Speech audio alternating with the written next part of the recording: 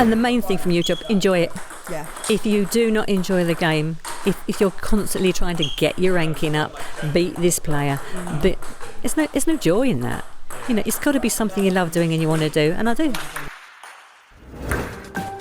Hello everybody and welcome back to Serving Up Trouble. This is a podcast about everything women's table tennis with me, Chloe Ireland. I've got an amazing guest with me on the podcast this week. Jan Fuller, a World Table Tennis Parkinson's Gold Medalist, is joining us to talk about her journey, both with Parkinson's, what Parkinson's is, how it affects her day-to-day life, and also how she came back into table tennis to become a world champion in 2021. It's a brilliant conversation. I hope you're going to enjoy it. My week in table tennis this week, I've had a difficult week in table tennis because I've gotten back into coaching. Not me coaching, no, somebody coaching me. And I think as an adult, you have to remind yourself to be receptive to coaching. Sometimes improving your technique in the long run means having some losses in the short term, just to make sure that you're doing the right things, getting rid of those bad habits. And I think it's really hard to get out of that mindset of, oh, why am I getting worse? Why am I doing all this training and I'm getting worse? It's like, that's not the case. The wins are going to come, but you have to practice the technique. The foundations have to be right. So I think I just have to remind myself, when I'm going into these coaching sessions, you have to be receptive to the process, and short-term losses don't necessarily mean that you're getting worse. Actually, it can be a sign that you're getting better because it means that you are actively trying to improve your technique. So that's been my lesson of the week. But that's enough about me. Let's talk about Jan. We had an amazing conversation in Wensum. That's a club in Norfolk. You can hear the balls behind us. There were some training sessions. There was a junior competition going off in the next hall. So a great atmosphere to be doing an interview.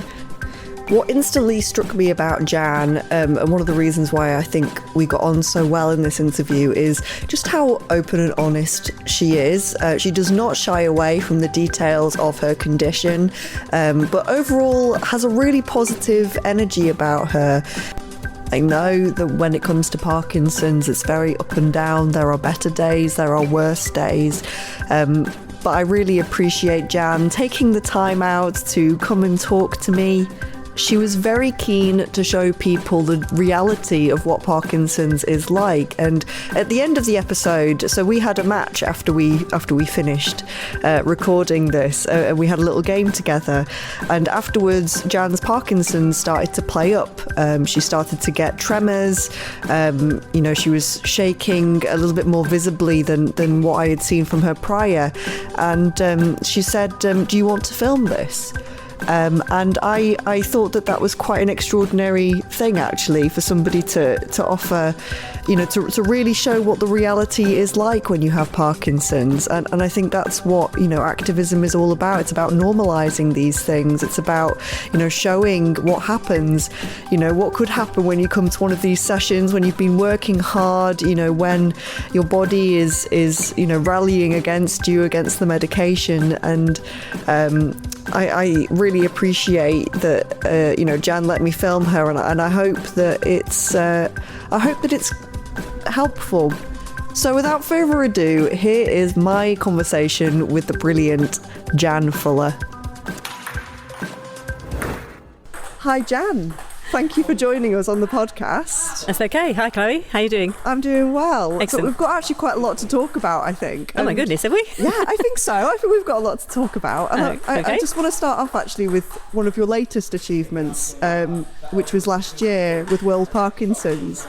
Because you got another gold medal. I did, yes. And a bronze medal. I did, yes. So I want to just ask you a little bit, just about your experience playing in Sweden last year. How was it? How did it compare to the previous year, where you also won medals? Yeah. How was the whole experience? Amazing, absolutely amazing. A little bit of history about it. Sweden was something that I sort of made my goal, made my outcome. As you're aware, I've got advanced Parkinson's, which is a bit of a pain, to say the least. Not a great disease out of the book of catalogue of diseases. Not that any disease is great. But yes, I made it a sort of goal and aim for me. And, something, a challenge to work towards. So sort of prepared for it with the help of Dale from Wensum. He was actually brilliant. So it was the ITTF World Parkinson's Table Tennis Championship held in Sweden last year in November, and absolutely phenomenal. It was an amazing experience. It was actually two things that were put on by the ITTF. They were trying to encourage people to play table tennis, people in general, especially women and girls. Yay, yes. Go for it, girls. But also people with Parkinson's and long-term health problems, because table tennis is a great sport. It's a great exercise. It's good for coordination, for balance, for everything, and social-wise. Such a friendly bunch, most of them anyway. Well, I actually want to ask you a little bit, just for people who might not be as aware about Parkinson's and what it means for your day-to-day life. Could you explain a little bit about what Parkinson's, how you experience Parkinson's as well in your day-to-day life? Yeah. Okay.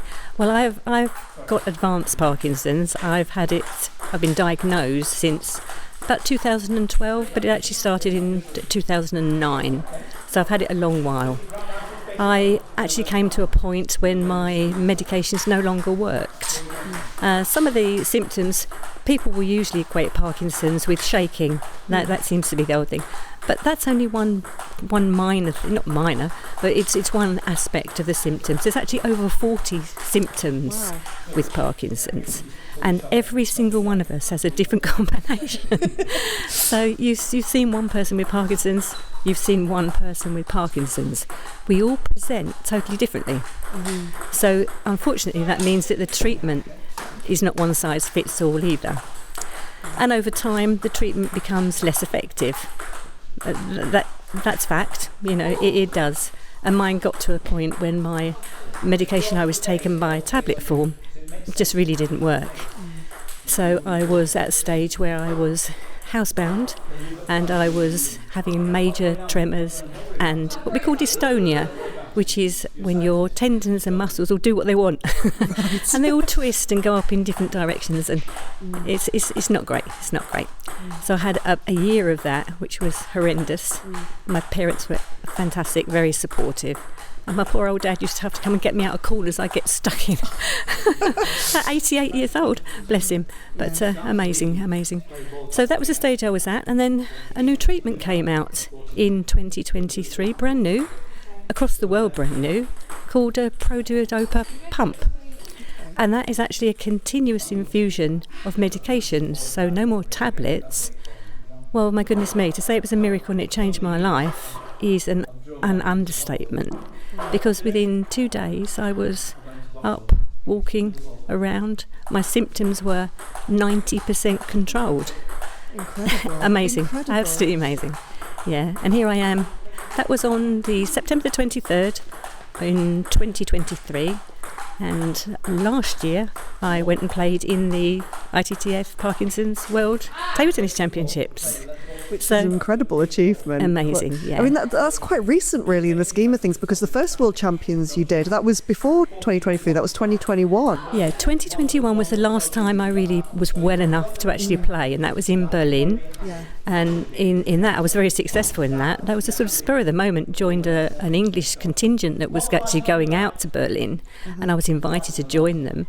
So I did on the spur of the moment, and I came back with won the ladies title, so I got gold for that. Came back with a silver for the mixed doubles when I had an English partner, and a bronze for the ladies doubles where I had a lady from, I think it was Czechoslovakia, but I wouldn't swear to that. But, fantastic. Yeah, so I had a full set there, gold, silver and bronze. Yeah, that's nice on the mantelpiece then, isn't it, having the full set? Yeah, that's right, yeah. And Berlin was amazing, yeah. But that actually was the last time I was well enough to play. I see, before the new... Yeah, I went quite downhill then. And from then up until 2023, when I actually got this new medication, which is in my pocket here. You got it on you. Wow, that's incredible. I can show you, yeah. Well, actually, let's take us right back to the beginning, because you played table tennis way before all of this, didn't you? I did. You played as a young woman. Can you tell us a little bit about just how you found table tennis originally, when you started playing? How did table tennis come to you? Okay, well, table tennis has always been with me. I was born into table tennis. Yes. I can't remember when I started. It's always been part of my life. My family all played. Dad played, my brother played, and my mum played. And I just always remember having a bat in my hand. Full family dynasty. Full family dynasty, yeah. And we always play league. I used to play in the league games with my mum, and we had a ladies' team. And Mitzi the poodle, she used to come with us as well. She used to sit on the sidelines and watch, and she was great. A great mascot. Absolutely, yeah, she was lovely. Yeah, so we used to play that. So, all through school, teenage years. I don't actually remember when probably once I was big enough to look over the table. It was just natural to do it. But then I actually had a 28-year gap. Wow! Oh, wow! Okay, Yeah, that's a long time. It was. Squash took over. I see. Yeah, Okay, so you've yeah. always been quite a sporty person in general, then. Yeah, anything with a ball I can play. Yeah. Bat and a ball or similar. So I seem to be able Racket to sports have been your. yeah. I guess the hand-eye coordination it's transferable. I think. Yeah. Across multiple sports. I've always been brought up with sport. Yeah. You know, mum and dad always whoop at a ball coming. Dad played football and snooker, and we go on holiday camps. We went to the table tennis competitions. You know, and so sport's always been around, which of course is great. You know. Yeah.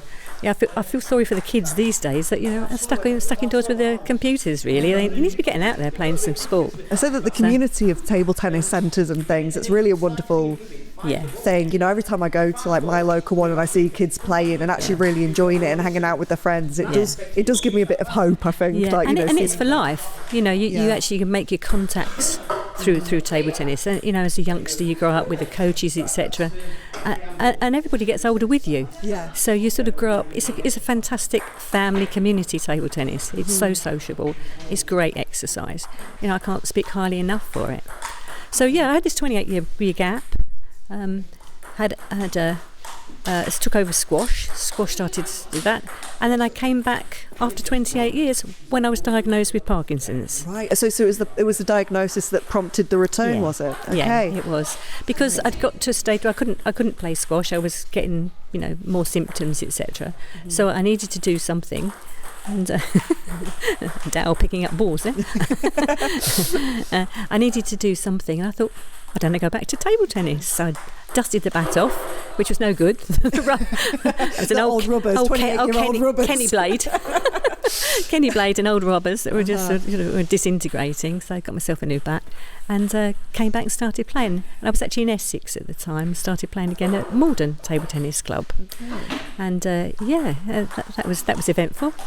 There's been lots of research that's come out, recently about the effects of table tennis on Parkinson's. I know you also run Parkinson's coaching sessions and things like that. So can you tell us a little bit about what is it about table tennis that actually works with Parkinson's? What kind of effect does that kind of exercise have? Well, the effect is amazing. I mean, I've actually played in the tournaments when people have actually come up to the table in a wheelchair, with spasms and shaking, and we'll help them stand up. You put a bat in their hand and aim a ball at them, and they can play table tennis. Wow. And they can. Nobody, I think, really knows why. It seems to click something neurologically wise. I don't know if that's quite that's word. right. I think neurologically. And people can just do it. So it's incredible. The effects are amazing. But as I say, it's an all-round health thing because it's reactive. It gets your brain going, it stimulates your brain, your balance, your coordination, your hand-eye coordination, everything. It incorporates everything. So, there is a lot of research in it. Yeah. How did you find it coming back after that long gap? Because was it like riding a bike? Did you just get the bat in your hand and it all came back perfect? Or did it take a little bit of time? I don't think I've ever been perfect. Unfortunately. Perfect. Sort of, yeah. I mean, I was actually lucky in a way. I went to a great club, which is Malden in Essex, and I happened to bump into a person, a chap that I knew from my junior days, and we sort of, got together, and he coached me and helped, and he brought me my game back on, fabulously. A good coach, and I worked hard, and we did a lot of training sessions. So that was really, really helpful, and that really got me back into it. And in fact, I was playing better by the end of that sort of coaching era than I ever had been. So I was a better player. Sorry, I didn't mean to interrupt you. I was just going to say, can you tell us a little bit about how you like to play? Like, I've seen from clips that you're quite an aggressive player. That you like the top spin. I'm a flat hitter. Yes. I'm a wham bam. Thank you. If you pardon the expression. I do push, etc. But that's not my preferable game. I like to have a good fast attacking game. Yeah. And that's really how the game's evolved. Excuse me. These days, it is much faster than it used to be. Yeah. But I don't ever remember until the coach I was just saying about having any coaching. It was just my dad, and actually playing that I learnt.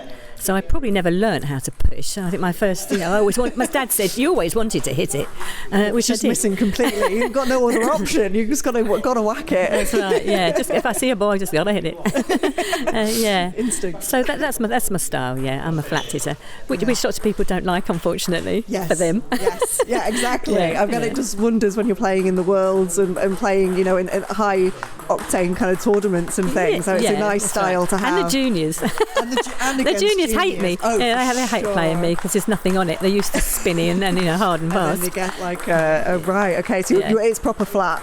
Yeah, and you get this old lady come along, Nice. Nice. It's quite funny actually, because sometimes I'll ask the juniors for a knock, especially the boys, and they'll all look at each other. You give her a knock. No, you give her a knock. And I've actually gone on the table before now, and they've looked at me when I've hit one past them and said, "Oh, you can play."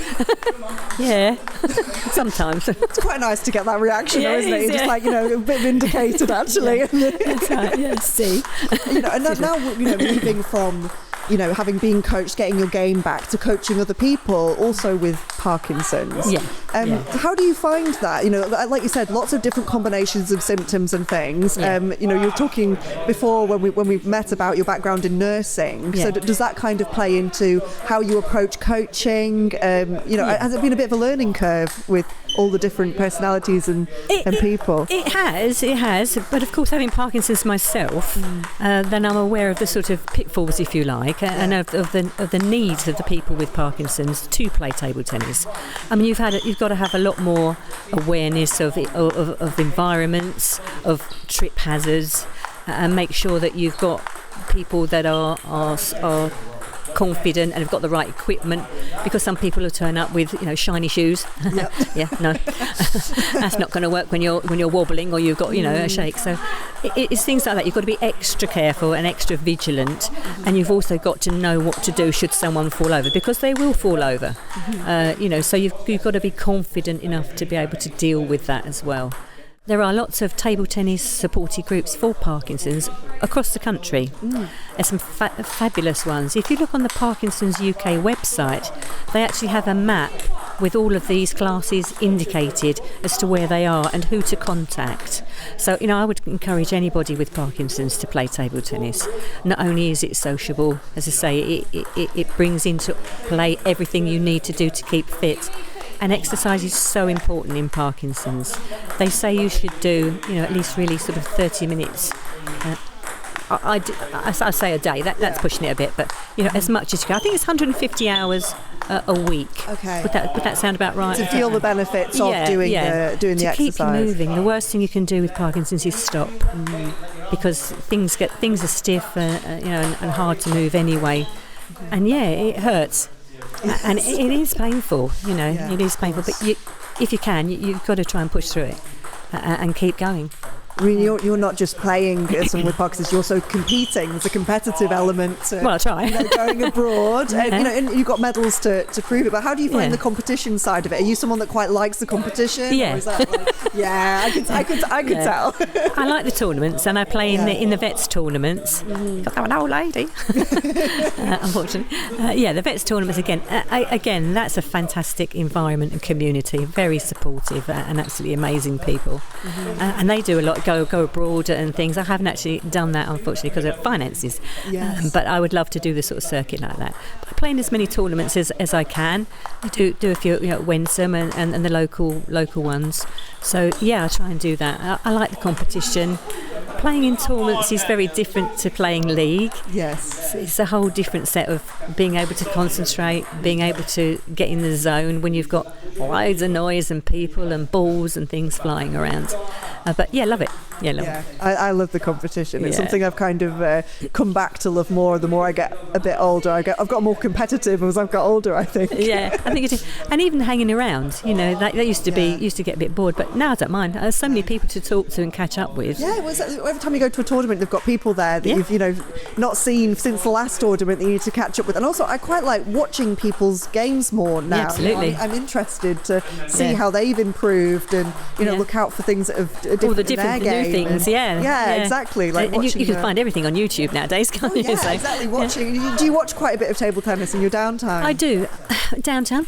No, well, what's that? But yes. Actually, I watched a lot when I've been poorly. Yes. Because if I'm poorly, then I'm literally usually stuck on the sofa and I can't do anything else.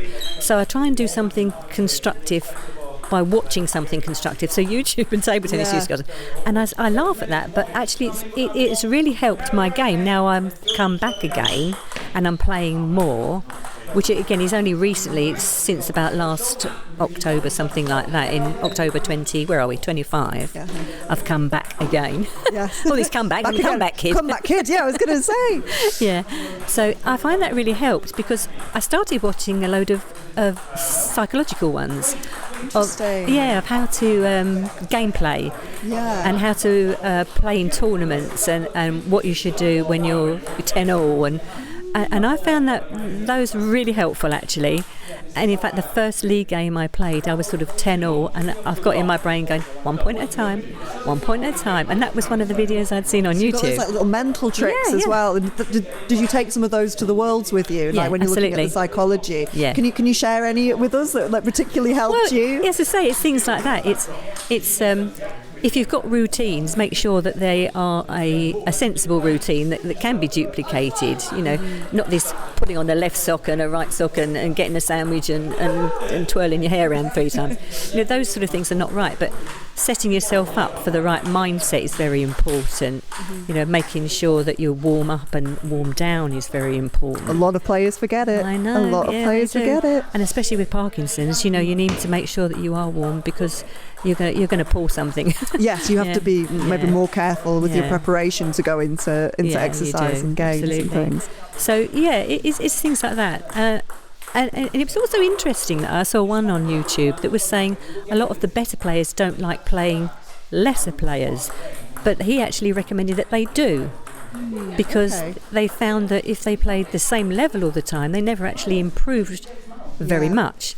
If they played the lesser ones, they had the opportunity to actually practice and evolve their game against the lesser player than they did against their own. So that was quite interesting. Yeah, well, I guess it's the hunger as well. Like a player who's below you, Yeah. will really want it. They're probably Yeah. putting more into the game Yeah. maybe than 2 players that are around the same yeah, I the think same that's level right. even. But I think that is a difficulty in the game, is that sometimes the better players don't like playing the lesser players, but you should want to aspire to be better and to beat the person above you.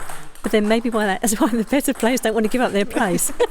But you can't not play out of fear, though. I think we've You touched on shouldn't, this no, in another no. thing, because it's one of the things that I think the ranking system doesn't help with at the moment, is that people, higher players don't want to lose their points to lesser players. Yeah. But I think you can't, especially as a junior, you can't have that mindset, because you're missing out on learning about the variations and the nuances of other games. You Yeah. kind of have to put the rankings. I'm quite lucky. My dad never talked about rankings or ratings when he was teaching me to play. He was so much like, don't look at it, don't even engage. I'm a bit too I much don't on have it to. now, but yeah, exactly. But Yeah. it was quite good to not have that in my head as a junior, and I Yeah. think more juniors maybe need to step away from that. Yeah.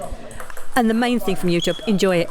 Yeah. If you do not enjoy the game, if you're constantly trying to get your ranking up, beat this player, but there's no joy in that. it's got to be something you love doing and you want to do, and I do, so. Which is brilliant. Have you got any kind of advice for maybe somebody who was in the same position that you were in when you first got diagnosed? Where I think you mentioned a website just before, but where can people have a little look for sessions and things? And have you got any advice of I guess if you're coming brand new to a sport, you had a little bit of experience in table tennis, but if you're coming to table tennis brand new as someone with Parkinson's, what would you say to them? Because I think it can be daunting coming into a new space, starting something brand new, and it's a fiddly sport as well. It's quite it's a difficult sport, frustrating at times. So what kind of advice would you give to somebody? Go for it. Absolutely go for it.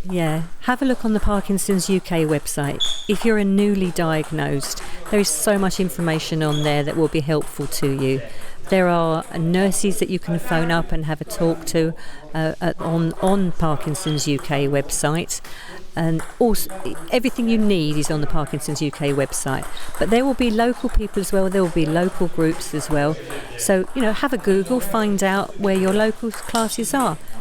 Give it a go. You'll enjoy it. You don't need usually any equipment. I supply bats and things like that. You need a good pair of trainers or shoes that aren't shiny on the bottom, and nothing something slippy. Nothing slippy. Yeah, no, we're slippy enough, us. Please do go for it. Go for it. You won't regret it. I'm sure you won't regret it. But if you come to mine, you get tea and cake as well. Oh, even better. Homemade. I might turn up. Homemade. Tea and cake. Please do. Dale will tell you about my cakes and Rocky Road. Yeah, you were saying you're the baker of the club. That's what I'm known for, my cooking rather than my table tennis. How rude. Incredible. So, as I mentioned at the beginning of this episode, when we'd finished, we played a game, and afterwards Jan's symptoms started to flare up, and she was really keen to show people the reality of what Parkinson's looks like. So here's a little clip of Jan explaining what's happening to her when her shaking is coming on. So, what's happening at the moment? What's going? We just had a really good game. And my Parkinson's is now kicked off because it does with when I work hard, which I did to have to play Chloe, and things start to shake and to wobble, and I take an extra tablet and hope that it doesn't last too long. But this is really sort of the hidden side of Parkinson's. We tend to stay up the way we do it because it's embarrassing, and actually it frightens people. People get frightened, and I've found when I've done it in public, people panic and they grab hold of me and try and make me sit down, which actually is the worst thing you can do with someone with Parkinson's. Just ask them if there's anything you can do or if anything they want. They'll tell you what they need. Please don't assume and grab hold of them. It's the worst thing you can do. But this is the reality. This is my life. Get on with it. You have to deal with it. Do the best we can. Thank you very much to Jan for being our guest this week, and all of the links for the organisations that she was talking about, including Parkinson's UK and a list of where you can find Parkinson's table tennis sessions, will be listed in the description of this podcast. That's in the YouTube description if you are watching on there, or on Spotify and Apple Podcasts. If you're enjoying this series, then you can really help us out by leaving a review on Apple and Spotify. It really helps other people to discover us. I am also very active on Instagram. I repost a lot of fantastic table tennis points, just because I'm a little bit obsessed and I like to share the love. When I see a point on socials which I think is insane, I like to spread the word. So if that sounds like something that you would like to see, then follow us on Serving Up Trouble. That's on Instagram or on TikTok and Facebook. That's it for this week. We'll be back in a fortnight's time with our last episode of this little batch, but there is plenty more still to come. See you then. Bye.